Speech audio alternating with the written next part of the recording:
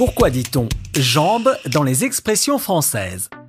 Hors de question d'écrire cet épisode par-dessus la jambe, c'est-à-dire de façon désinvolte en le bâclant. Notez qu'au XVIIe siècle, on disait « par-dessous la jambe », en référence au jeu de paume. En effet, le joueur qui lançait la balle par-dessous la jambe était considéré comme irrévérencieux et désinvolte, d'autant plus s'il gagnait le point de cette façon. Vous pouvez me répondre « ça me fait une belle jambe » si vous n'en avez rien à faire. Une expression utilisée depuis le XVIIe siècle sous plusieurs formes. Ça ne rendra pas la jambe bien faite ou plus belle. Ça me fait bien la jambe, utilisées toutes les deux dans les salons mondains pour dire que la grâce ou la démarche ne font pas tout. Enchaînons pour ne pas vous tenir la jambe trop longtemps.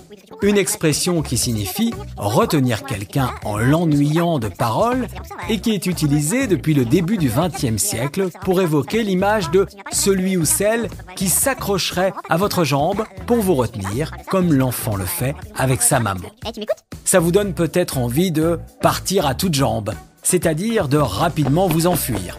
Utilisée depuis le XVIe siècle, cette expression a pris le mot « toute » pour accentuer la vitesse en démultipliant les jambes. Ce qui est utile si vous avez des fourmis dans les jambes. Une expression qui signifie qu'on a hâte de passer à l'action et donc d'éliminer ces fourmis que l'on peut ressentir lorsqu'on reste trop longtemps immobile. Celui ou celle qui a les jambes en coton ou les jambes coupées a perdu toute force.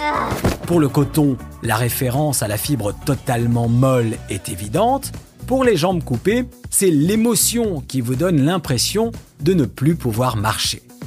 À propos d'émotion, évoquons l'expression imagée « une partie de jambes en l'air » qui ne nécessite pas de dessin pour comprendre qu'il s'agit là d'amour. Transition facile vers l'expression « avoir la queue entre les jambes » utilisée depuis le XVIe siècle et qui n'a pourtant aucune connotation grivoise, puisqu'elle signifie avoir honte, comme le chien qui l'a inspiré et qui met instinctivement la queue entre les pattes lorsqu'il subit un échec ou une humiliation. Enfin, n'oubliez pas que mettre un pansement, un cautère ou un emplâtre sur une jambe de bois rime avec inefficacité. Si vous voulez tout savoir sur l'expression « faire des ronds de jambes », je vous invite à écouter l'épisode sur le mot rond. Et pour prendre ses jambes à son cou, l'épisode sur le mot cou. Sur ce, je prends les miennes et je vous dis à bientôt.